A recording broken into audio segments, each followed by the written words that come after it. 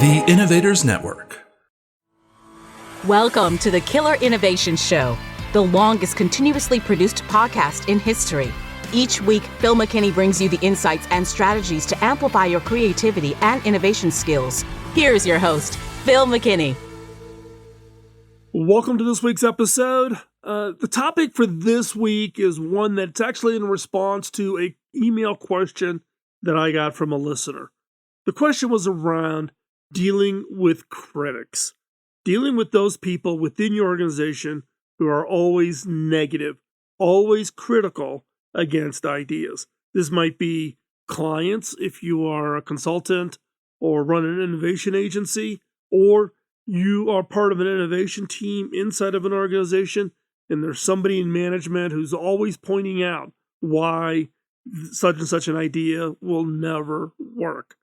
Now, over my career, I have run into hundreds of these types. So in today's show, we're going to talk about pushing back on the chronic innovation critics. There are multiple ways in which you can push back and be quite successful. And in this episode, I share with you two examples, one in the world of technology and one in the world of fashion, about pushing back or changing the way to achieve taking your ideas forward and having huge, major, significant impact. So, before we jump into this week's episode, got that favor to ask: follow, like, and share. Follow us on social media, like the episode, and share it with others. Share it on your social media, forward it around, let others know about our show here. That helps us grow the subscriber base, and that is my one ask, my one favor, is to help me spread the word. And with that, let's jump in to this week's episode. This episode is sponsored by Zoom. With Zoom, you can streamline your communication, collaboration, and creativity all in one place. Zoom is the market-leading platform that provides video meetings, voice, webinars, and chat across desktops, phones, tablets, and conference room systems. To learn more about Zoom and sign up for your free account, visit killerinnovations.com/Zoom.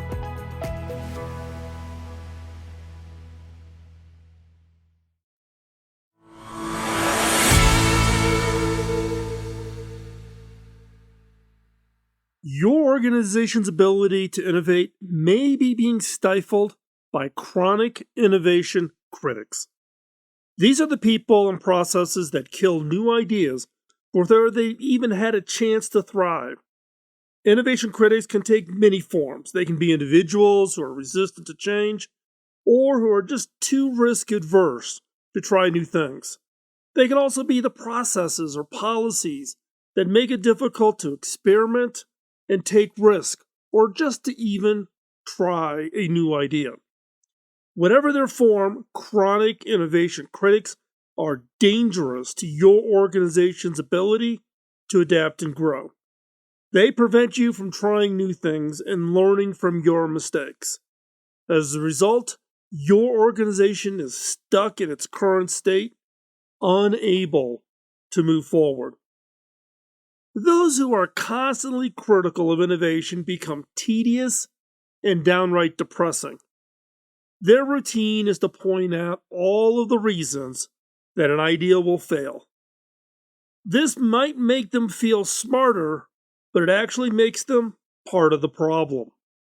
These people are often the ones who have been with organizations the longest and are the most resistant to change. They are comfortable with the status quo. And they don't see a need why you want to rock the boat.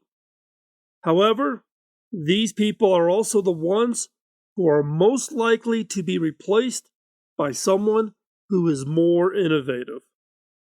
So while they may think they're protecting the organization, they're actually hastening their own demise, their exit from the organization. Recent research provides some insight into tackling this epidemic of innovation critics by examining the perceived and the actual competencies of these people who are nonstop, constant critics. It finds that there's a cause of people's criticism that encourages others to believe they're bright. For some reason, people assume critics of innovation have some unique expertise, some insight, and can outperform non critics in identifying the best ideas that you should go forward with. This is consistent with the popular narrative about us equating creative detractors with knowledge and some form of hard won expertise. But the most interesting finding, including from a survey of 200,000 people across 30 countries, is that our faith in the competencies of critics is misplaced. Constant critics do worse on measures of cognitive ability or academic competency. They're not smarter, they don't know more, they're just critical. Now, are all innovation critics bad? No. All organizations need people who can push back and challenge ideas. It is through this process that will improve the quality of ideas. However, there is a difference between constructive criticism that leads to better ideas and destructive criticism that kills them. The key is to encourage the former and discourage the latter. Now, constructive criticism. Constructive criticism is a type of feedback that helps you improve your idea. It is positive, helpful. It's aimed at achieving a common goal. Constructive criticism should be specific, objective, and actionable. For example, hey, your sales presentation could be improved by adding more statistics to support your claims. That is constructive criticism. Destructive criticism is a type of feedback that is designed to hurt somebody and achieve no common goal. It is negative, it is unhelpful, it's aimed at achieving the critic's own goals. Destructive criticism appears as name-calling, personal attacks, arguments. For example, hey, your sales presentation is terrible and you are an idiot. That is destructive criticism. So how do critics kill your ideas? There are 4 reasons an innovation critic might shoot down your idea. Number 1 is the ego response. The common answers you hear when you pitch an idea to somebody with an ego response is, "Oh, I already thought of that a long time ago," or "Somebody else has already come up with that idea. Oh, I have something better." These three examples are classic ego-driven statements. These people are essentially telling you, "Been there, done that." They're brushing you off in a way that suggests that on some level, your idea is threatening the speaker's sense of self, especially if they themselves are creative or an idea person within your organization. Be careful. You may think you're talking about business, but you are actually engaged in a very personal exchange about your respective places in the hierarchy of your organization. In order to get their support, you need to appeal to their ego and satisfy their need for personal validation. Once you've done that, you can do the necessary work to satisfy them that the idea makes business sense as well. When you're dealing with a corporate antibody or this critic who is fueled by ego, the most important thing to do is to show you're not challenging them. If they give you feedback, look at it as a possible opportunity to getting further support from them. Put their suggestion to work in your idea and your pitch and acknowledge that it came from them. Take a moment to recognize them and their contribution, both in writing and when you deliver the revised pitch. Why do you want to do this? Because you're now giving them a sense of ownership to the idea. No matter their original doubts and hesitations, they will be more inclined to support your idea now. Number 2, the most common of the 4 is the fatigue response. Things that you'll hear from people with a fatigue response is, oh, you'll never get approval, or we tried that before, or who's going to do it, or it won't fit into our operation. Sometimes ego isn't the problem. The big issue with innovation critics is fatigue. Perhaps their nature is to support new ideas with enthusiasm, with lots of energy, but the corporate culture is conservative to the point where they can't get those ideas executed. And when they hear your pitch, their inner voice says, man, I've pitched a dozen ideas in the last 5 years to management, and all of them have gotten blown out of the water. None ever get approved. These are people who are so burned out that they only half listen to new ideas, assuming they've heard it all and they've tried it all. Remember that you're the person who wants something, so fairly or unfairly, you have to go more than halfway. How should you recraft your idea to make an executive feel excited about taking on your idea and promoting it? Can you rework your idea so you're asking them to take little steps rather than asking them to make a big commitment up front? Remember, step outside of yourself and hear your pitch with their ears, with fresh eyes. The fatigued innovation critic feels like he's heard everything you have to say many, many times before. As you describe your idea, his biases automatically kick in, and they draw connections between your new concept and old ideas that didn't work.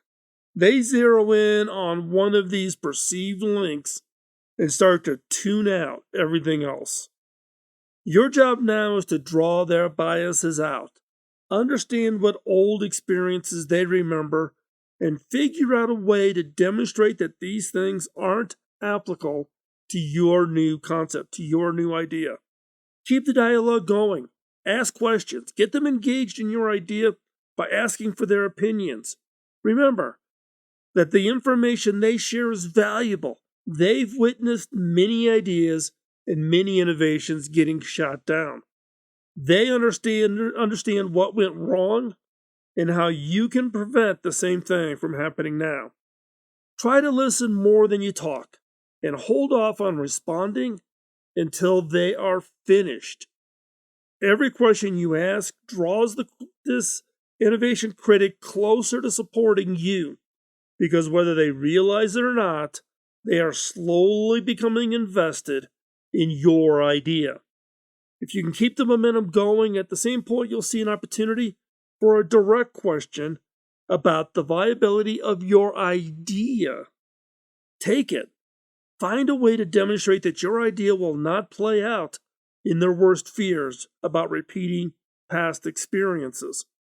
All you need is one acknowledgement that there is an opportunity that didn't exist before you can turn them around and become fans. Number 3 is the no-risk critic. The comments that you'll hear from these people are things like, not enough return on investment, or we can't afford that. There's no risk to saying no. There's always a risk to saying yes. When you hear automatic responses like this, you're dealing with an innovation critic who understands that doing nothing might not advance their career or their standing in the company, but it avoids any downside risk. The no-risk innovation critic will often tie these statements together. So you'll hear, we can't afford to risk R&D on an idea that won't give us sufficient return on investment. No risk is essentially stagnancy. It's staying put, and it can be incredibly hard to look around. Try to hear your pitch from their perspective. The no-risk antibodies will stall the company's evolution rather than take a chance by committing dollars to a new idea. Now, you may think you've got a foolproof strategy, but what they may be hearing is, hey, take this big step. Get me $10 million and I'll promise you this thing is going to be fantastic. Trust me. The most effective way to get them to support you is to demonstrate that there is less risk than they think.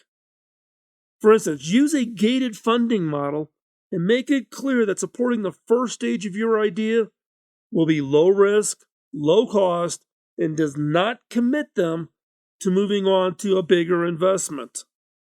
Think of the no-risk critic as a commitment phobe. Let him or her know that they can give up on an idea whenever they want, and they are more likely to stay interested in your idea if they have that out. Figure out how to get people comfortable with the risk. Rather than making it a one-shot, big bang commitment, figure out how you can chop your concept down into smaller steps. Asking for a few $1,000s to prove that your customer really needs this product is going to get a yes faster than asking for the full budget and the associated risk all at once. There's also a more dramatic way to deal with a no-risk critic.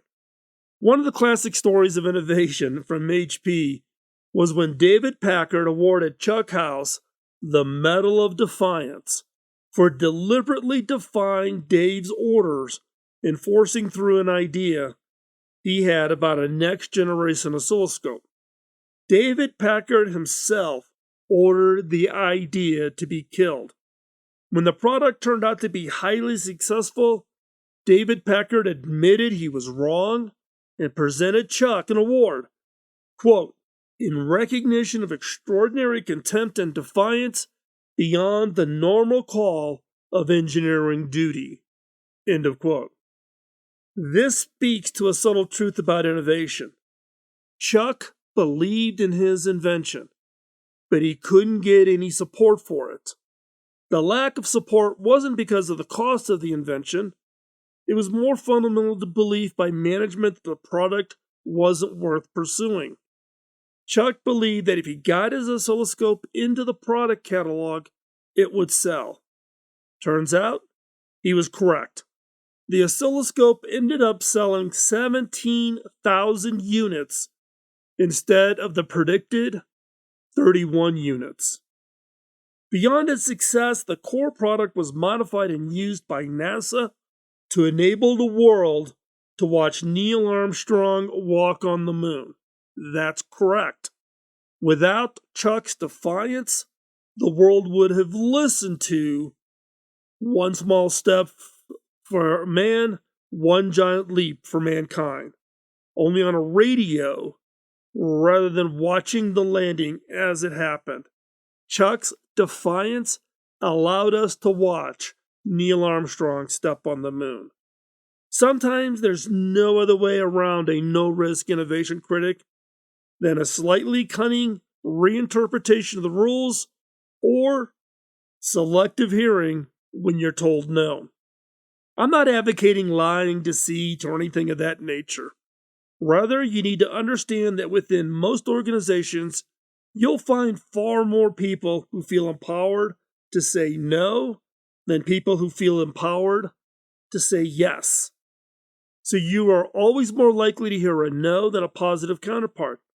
Don't lie, but don't always wait for permission either. If you truly believe in an idea and will take the risk, put your plan in motion. There are multiple paths to your objective. If you can't get direct approval, then sometimes avoiding explicit disapproval is almost as good. You can always ask for forgiveness later. And number 4, the comfort response. These are the innovation critics who most commonly say, oh, we've always done it this way, or our customer likes it this way, or don't rock the boat.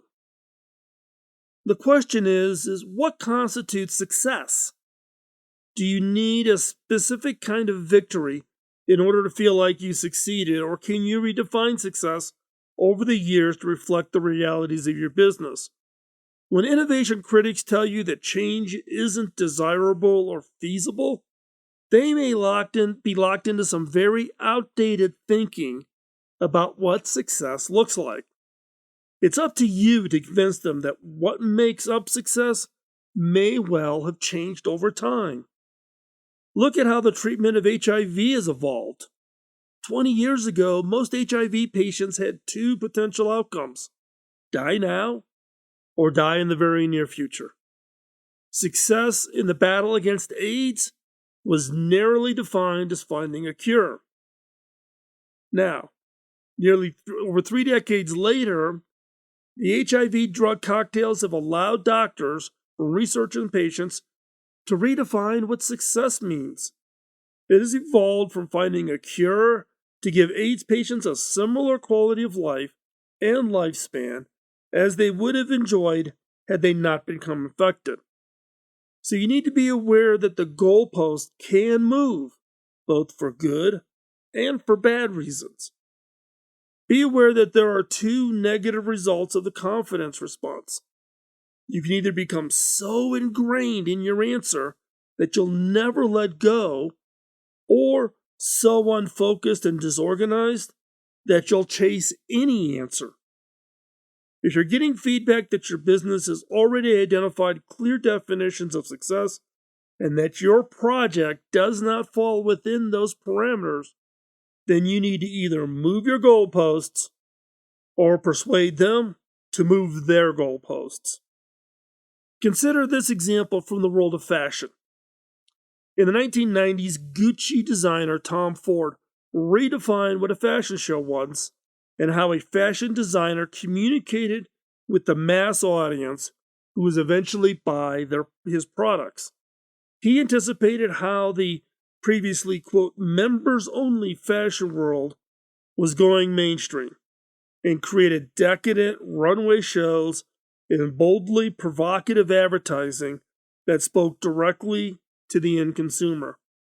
In the mid-90s, turning a somewhat dusty fashion house into a global mega brand was success, and the maximum exposure equated to maximum sales. Of course, you can't assume that things will stay the same in any industry. When Ford returned to fashion in 2010, after a hiatus, he asked the same question: how do I keep people really wanting this? But come up with a totally different answer. During his tenure at Gucci, he changed the fundamental assumption of success by challenging fashion's exclusivity. He created an assumption that fashion was instantaneously accessible. Anyone who wanted to see or experience high fashion could. That definition of success ultimately eroded any sense of exclusivity, however. Ford's first fashion show under his own name was a bold statement about making fashion exclusive again. His presentation had 100 invited guests, no cameras, no bloggers allowed, and celebrities like Beyonce were the ones doing the modeling. Ford flipped the switch and completely reversed the goalposts. Rather than courting publicity and seeking maximum exposure, he shunned it. By minimizing access, he maximized impact. This paid off in early spring 2011 when every major fashion magazine ran editorials and interviews about him and his collection. The point is that you need to understand that while your core mission may stay the same, the way you define success and achieving it may change. In Tom Ford's case, he considered how to get his end customer, the women who really were buying his clothes. The first wave meant selling to buyers. The second meant opening up the experience to include everybody who wanted to be part of it. And that third wave was realizing that the definition of success had to change, and that to reclaim a sense of luxury, he had to exclude just about everybody. All these tactics are in pursuit of the same goal: a luxurious, in-demand brand with high status recognition and sales to match. The approach are simply different definitions of success when it comes to building a brand and customer loyalty. Now, with each of these 4 responses to your ideas, these critics can be constructive or destructive depending on their intent and how you receive their feedback. If you take the time to understand why your idea is met with a certain response, you can learn to encourage the right culture within your company or group and better define what success looks like for your project. The first step is to identify which of these responses you typically get from people, and then try to understand the motivations behind them. If you find that people are usually supportive but sometimes critical, it might be helpful to ask more specific questions, like, "What did you mean by that?" Or "I don't quite understand what you are trying to convey here," or "What would be your idea on how to fix this?" On the other hand, if you find that people are typically dismissive of your ideas, it might be helpful to explain your vision in more details or to share more data that supports your case, depending on how your critic evaluates, how they make decisions. So what is it you can do? How can we encourage constructive criticism while also discouraging destructive criticism? Well, here are some ways to do that. First off, encourage a diversity of perspectives. Encouraging people from different backgrounds and with different experiences to share their ideas, to be part of the conversation. This will help to ensure that a variety of perspectives are considered when making decisions and when understanding what is true criticism or chronic criticism. Second, make it safe to fail. Encourage risk-taking, encourage experimentation. Make your organization, your team, make it safe for people to fail and learn from it. Look, we will all make mistakes. We all fail. But we've also all been in organizations where it has not been safe to fail. Those that fail become pariah. They become minimized. They become ignored. Make it safe within your organization for people to try, to fail, and to learn. Number 3, encourage open communication. Encourage open and honest communication. Encourage people to share their ideas, even if they're not fully formed. Put it out there. Share that idea. Let others add to it. Let others have constructive criticisms to help make that idea better. The next is to recognize and reward innovation. Within your team, within your organization, within your friends. If you're working on an idea together, make sure that people who come up with new ideas are recognized and rewarded. This will help create a culture of innovation that is self-supporting. Give credit. Go overboard on giving credit. It isn't about ownership of the idea. Innovation is a team sport. Now, as you wrap up, I just want to wrap a bow around this whole conversation today. Remember, chronic innovation critics are harmful to your organization's ability to innovate. They prevent you from trying new things and learning from your mistakes. If you don't try, you never will fail, you'll never make mistakes, you'll never learn. Chronic critics prevent you from learning. And as a result, your organization is stuck in its current state. You are unable to move forward. To overcome this, encourage a diversity of perspectives. Make it safe to fail. Recognize and reward innovation. This will help to create a culture of innovation within your organization and for you to ultimately achieve innovation success. So, of the 4 responses that you can get from an innovation critic, which is the one that you have most commonly seen? The one I come across quite regularly is the ego response, whereby someone has come up with an idea and the critic is the person who thinks that they should be the one coming up with the ideas. The ego response is the most common response you will see in high-tech areas like Silicon Valley, where everybody thinks they've got the next great idea. And therefore if you come up with an idea, they will feel threatened. They will feel like you're stepping on their turf. But any of the 4 you will come across. So become proficient. Work at it. Be able to recognize it, see it, plot out your response. Don't do a knee-jerk reaction just because someone's critical of your idea.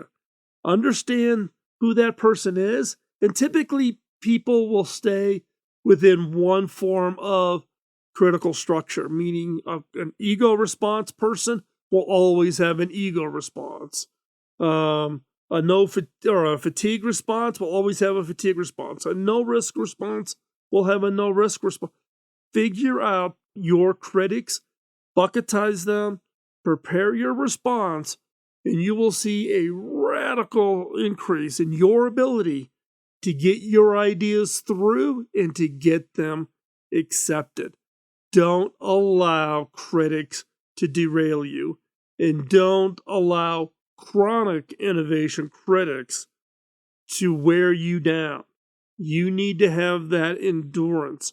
You need that for your success. Your organization needs you to fight for them. Show them what can be achieved. Do not throw the towel in. So with this week, I want to thank you for taking the time. I do appreciate it. We're well into season 18. We'll be hitting the road this summer. We'll actually be doing some shows from the road. So if you see us or see the bus at events or shows or conferences, stop by, say hello. And with that, we will talk to you next week as we prepare yet another episode of Killer Innovations. Until then, don't give in, fight the critics, take that idea, and change the world. Bye-bye. Podcasting nonstop since 2005, this has been the Killer Innovation Show on the Innovators Network. This show is distributed by the Innovators Network. For more information and other great shows and content, visit theinnovators.network.